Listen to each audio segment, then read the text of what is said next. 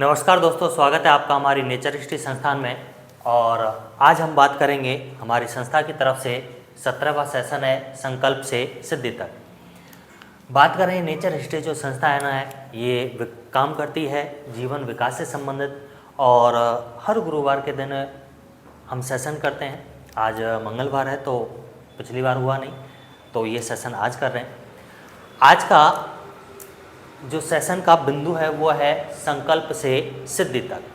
ठीक है, हमारे सामने हमारे बच्चे बैठे हुए हैं, तो उनसे पूछते हैं कि यहाँ आप लोग संकल्प लेके आए हो और आपका संकल्प है अध्यापक बनना, यही संकल्प है ना। अब बात करें संकल्प क्या है। संकल्प यानी कि एक तरह का निर्णय, यही है ना। अगला प्रश्न है आपका, संकल्प क्यों और किस प्रकार लिया। चलिए, आप लोगों से प्रश्न यह है कि आपने अध्यापक बनने के लिए जो संकल्प लिया है ये क्यों लिया है, बताइए। अध्यापक बनने का जो संकल्प लिया है वो क्यों लिया है?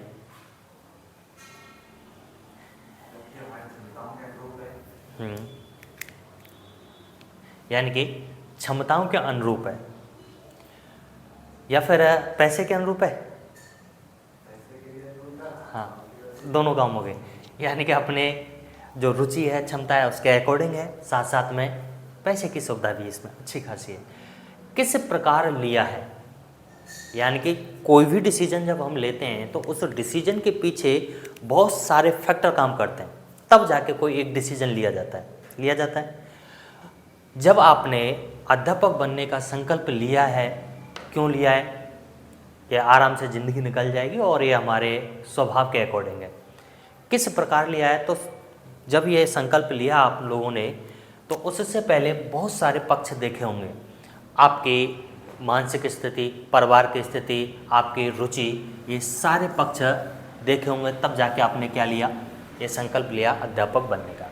अगला है संकल्प की सिद्धि कैसे होगी, यानी कि आप एक अध्यापक कैसे बनोगे, उसके लिए आपको क्या क्या करना होगा, जिससे आपने जो संकल्प लिया है अध्यापक बनने का वो संकल्प पूरा हो सके।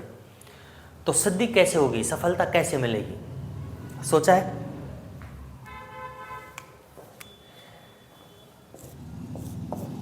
आप लोगों ने जरूर कोई ना कोई प्लान बनाया होगा कि ऐसे ऐसे करना है। अब सिद्धि कैसे होगी, ये आगे के प्रश्नों में। संकल्प की सिद्धि में बाधक तत्व कौन कौन से हैं?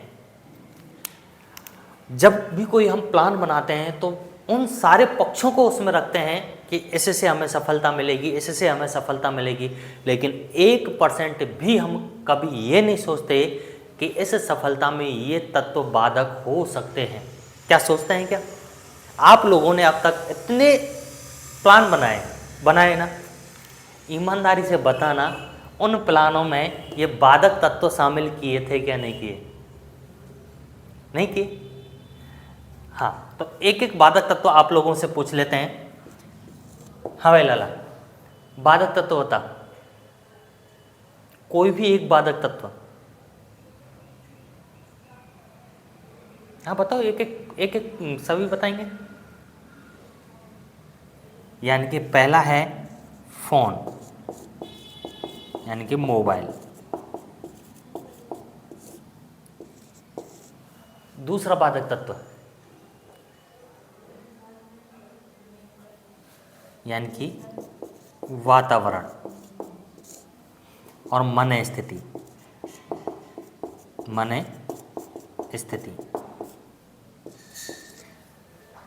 तीसरा बाधक तत्व यानी कि मनोदशा। ठीक है, यानी कि प्रमुख रूप से देखा जाए तो मोबाइल और मन स्थिति। ठीक है, जो मन स्थिति किससे आती है? वातावरण से आती है। तो बात करें जो संकल्प की सिद्धि में जो बाधक तत्व हैं वो है, सबसे पहला बाधक तत्व है मन, है ना। दूसरा बाधक तत्व है वातावरण और तीसरा बाधक तत्व है मोबाइल। क्योंकि मन आपका संतुष्ट रहेगा तो मोबाइल को आप नहीं देखोगे।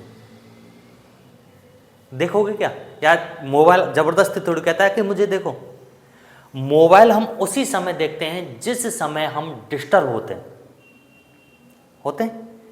जब हम डिस्टर्ब, मानसिक स्थिति हमारी सही नहीं होती, स्थिर नहीं होती, उस समय ही हम मोबाइल देखते हैं और मोबाइल उस मानसिक स्थिति को और ज़्यादा बिगाड़ता है।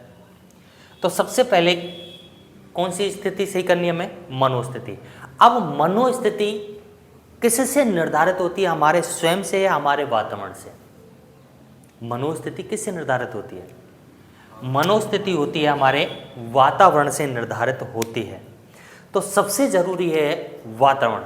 अगर आपको वातावरण पढ़ने लायक मिल रहा है, आपके संकल्प की सिद्धि के अकॉर्डिंग है, तो आप सब कुछ व्यवस्थित करने लग जाओगे। लेकिन जब कोई भी सपोर्टेबल नहीं है, सब ताने देने वाले हैं, तो क्या होगा? आप कितने भी आत्मिक रूप से मोटिवेट हों, लेकिन कोई फ़ायदा होने वाला नहीं है, उल्टे कोड़ेंगे। क्यों?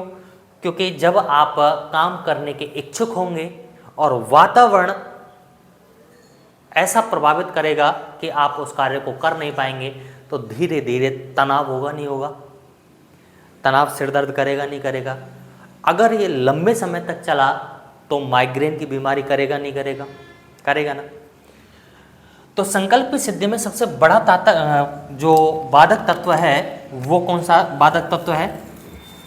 वातावरण। कौन सा है? वातावरण। क्योंकि वातावरण से ही हमारी मनोदशा क्या क्या होता है? निर्धारण होता है। और जब मनोदशा जैसी होगी वैसा ही हम फोन का क्या करेंगे? यूज करेंगे। हम खुद का क्या करेंगे? यूज करेंगे। अब बात करें संकल्प की सिद्धि के लिए स्व निरीक्षण, स्व परीक्षण, स्व निरीक्षण, स्व परीक्षण और स्व मूल्यांकन की क्या आवश्यकता है? यहाँ 3 शब्द लिखे हैं, स्व निरीक्षण, स्व परीक्षण और स्व मूल्यांकन। अब तीनों में अंतर क्या है? निरीक्षण का मतलब है अपने आप को देखना कि हम क्या कर रहे हैं। करने के तो छोड़ो, सबसे पहले तो दृष्टि से ही शुरुआत करो कि हमारी दृष्टि कहाँ जा रही है, कहाँ इंटरेस्ट ले रही है दृष्टि, हमारे विचार कैसे उत्पन्न हो रहे हैं, क्यों उत्पन्न हो रहे हैं।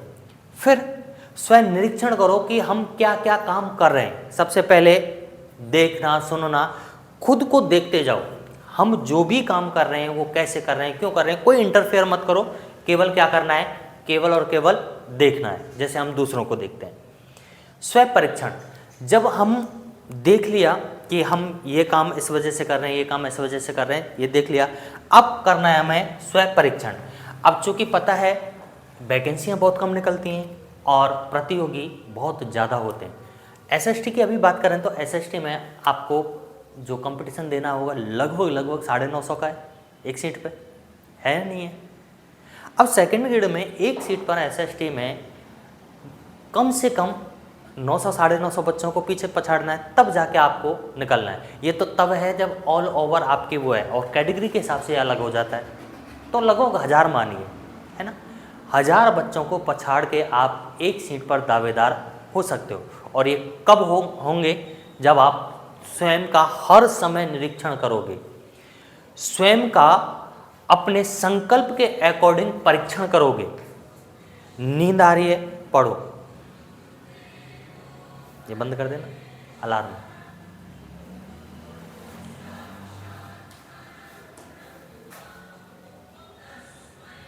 वीडियो चल रही है? हाँ। अब परीक्षण करना है हमें किसके अकॉर्डिंग? अपना संकल्प है अध्यापक बनने का, तो उस अध्यापक बनने के संकल्प को पूरा करने के लिए जो जो भी आवश्यक है, जो कार्य, जो विचारधारा, जो शैली, उस कार्य, उस विचारधारा, उस शैली के अकॉर्डिंग विकसित करने के लिए अपने आप को परीक्षण के लिए कीजिए। और अगला है मूल्यांकन। जब आप कार्य कर रहे हैं तो समय समय पर क्या करना चाहिए? मूल्यांकन, ताकि हम उसे प्राप्त कर सकें। कहाँ कमी रह रही है, कितना और सुधार करना है, कौन सा हमारा पक्ष प्रबल है, कौन सा कमज़ोर है, तो ये मूल्यांकन से आएगा। अब बात करते हैं संकल्प की सिद्धि। ये तो सामान्य रूपरेखा हो गई। अब संकल्प की सिद्धि करने के लिए, सफलता प्राप्त करने के लिए हमें हमारा खुद का रिकॉर्ड रखना जरूरी है। अब रिकॉर्ड रखने के लिए एक डायरी मेंटेन करनी होगी। अब डायरी में जो प्रमुख परफॉर्मा है, ये परफॉर्मा है यानी कि वर्ष और महीने। जैसे अभी बात कर रहे हैं, महीना चल रहा है फरवरी का। अब 1, 2, 3 हर महीने में मैंने 3 सेगमेंट किए हैं। एक का मतलब है तारीख 1 से 10 तक, 2 का मतलब है तारीख 11 से 20 तक, और 3 का मतलब है तारीख 21 से 30, 31, और क्योंकि फरवरी 28 था तो 28 तक। 3 सेगमेंट हो गए। अब करने योग्य कार्य में देखिए जी, आज तारीख कितनी हो गई? 10। तो आज तारीख हो गई 10। अब 10 तारीख में जैसे हम बात करें तो मैंने टारगेट रखा संस्था की विधिवत शुरुआत,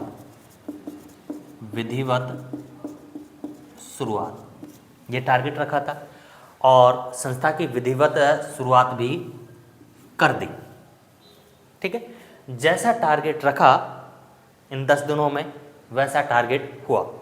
अब समीक्षा कीजिए कि जो टारगेट जिस मनोदशा, जिस शैली के हिसाब से रखा था हमने, क्या वो वैसा पूरा हुआ, क्या उससे बेहतर हुआ या उससे कम हुआ, उसकी कीजिए आप समीक्षा। इन 10 दिनों में जो आपने सीखा, उस सीखे हुए को, उस सार तत्व को यहाँ लिखना है कि ये कमी रह गई, ये अच्छा रहा, वो क्या करना है आपको? समीक्षा। फिर अगले 10 दिनों की क्या बनाइए आप? प्लानिंग कीजिए कि इन 10 दिनों में मुझे, जैसे 10 दिनों में एवरेजन बात की जाए तो खुद से पढ़ते हैं तो खुद से 2 या 3 विषय आप अध्ययन कर लेते हो। नहीं कर लेते हो? आप अगर खुद से पढ़ते हो तो मिनिमम 2 तो कर ही लेते हो, क्योंकि आपका पहले पढ़ा हुआ है तो 2 विषय आप पढ़ ही लेते हो। ज़्यादा नहीं तो 1 विषय तो 10 दिन में आराम से कंप्लीट कर ही देते हो। करते हो नहीं करते हो? एक तो होगी, दूसरे में आप शुरुआत भी कर दोगे, तो 2 तो कम से कम लगा के चलो, 2 तो कर ही देंगे। अब किया गया कार्य, इन 10 दिनों में जो कार्य यहाँ जो टारगेट रखा उसका क्या करना है आपको? रिकॉर्ड रखना है कि ये कार्य किए, और फिर यहाँ समीक्षा लिखनी है। जैसे ही 1 महीना पूरा होता है, उस महीने के नीचे फिर दोबारा से समीक्षा लिखो। ये समीक्षा है हर 10 दिन की और ये समीक्षा है हर महीने की। ऐसे ही हर 3-3 महीने की समीक्षा रखो, यानी कि साल भर में 4 समीक्षा तो मंथली हो गई, तिमाही हो गई, और हर महीने की हो गई, और हर महीने के साथ साथ हर 10 दिन की हो गई, नहीं होगी? अब 10 दिन ना बनाना चाहें तो वीकली बना लो, सुविधानुसार जैसा भी बनाना चाहो जैसा बना लो। वीकली बनाओ या आप 10 दिन की बनाओ या 15 दिन की बनाओ, जैसा भी आप टारगेट निश्चित करें, लेकिन लिखित रिकॉर्ड जरूर होना चाहिए। अब लिखित रिकॉर्ड होना क्यों जरूरी है? क्योंकि हमारे पास सामने जब होता है तो हम पिछले 2-3 महीने या साल भर, 2 साल 3 साल जितना भी रिकॉर्ड हम रखते हैं, उस रिकॉर्ड को देखकर हम आगे पिछली गलतियों से सीखते हुए हम आगे सबक ले सकते हैं कि हमें क्या करना है। तो ये रहा हमारा संकल्प की सिद्धि। हमारी संस्था है नेचर हिस्ट्री संस्था। लक्ष्य है इसका जीवन में विकास करना और शांति प्राप्त करना। विकास का मतलब केवल आर्थिक विकास नहीं है, विकास में सामाजिक, आर्थिक, आध्यात्मिक और नैतिक, ये सारे विकास हैं, और शांति प्राप्त करना। आज का सेशन है हमारा 17वां, और इसका जो टॉपिक है वो है संकल्प से सिद्धि तक। संकल्प से सिद्धि तक के कुछ प्रश्न हैं। संकल्प क्या होता है, यानी कि निर्णय, डिसीजन या संकल्प क्या होता है। दूसरा है संकल्प क्यों लिया है। हमने कोई भी संकल्प लिया होगा, कोई भी डिसीजन किया होगा, उसके पीछे कोई ना कोई कारण रहा होगा, कोई ना कोई उद्देश्य रहा होगा। संकल्प क्यों लिया है और किस प्रकार लिया है, क्योंकि किसी भी डिसीजन को प्रभावित करने के लिए बहुत सारे कारक जिम्मेदार होते हैं, एक ही कारक नहीं होता। अगला है संकल्प की सिद्धि कैसे होगी, यानी कि जो हमने निर्णय लिया है वो निर्णय कैसे पूरा करना है।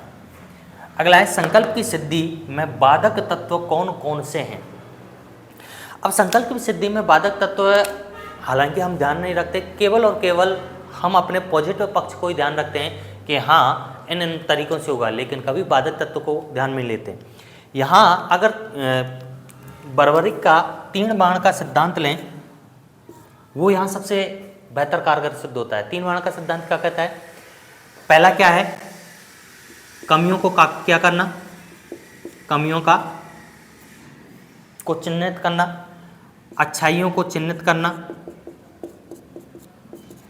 और फिर कमियों और अच्छाइयों को पहचानने के बाद हमें कमियों को क्या करना है? दूर करना है। पहले कमियों को देखिए हमें कौन कौन सी कमी है, फिर अपनी अच्छाइयों को देखिए कौन कौन सी हमें अच्छाई हैं, फिर कमी और अच्छाई दोनों हम जब देख लेते हैं तो कमियों को एक एक करके दूर कीजिए, अच्छाई ऑटोमेटिकली क्या हो जाएंगी? ऊपर आ जाएंगे। वही खरपतवार का सिद्धांत कहता है, जैसे खेती में खरपतवार को हटा देते हैं तो फसल ऑटोमेटिक ऊपर बढ़ती ही नहीं बढ़ती, क्योंकि एक जमीन के पोषक तत्व किसको जा रहे हैं? खरपतवार को जा रहे हैं, फसल को कम मिल रहे हैं। जब उस खरपतवार को हटा देंगे फसल को पोषक तत्व मिलेंगे तो जाहिर सी बात है क्या होगा?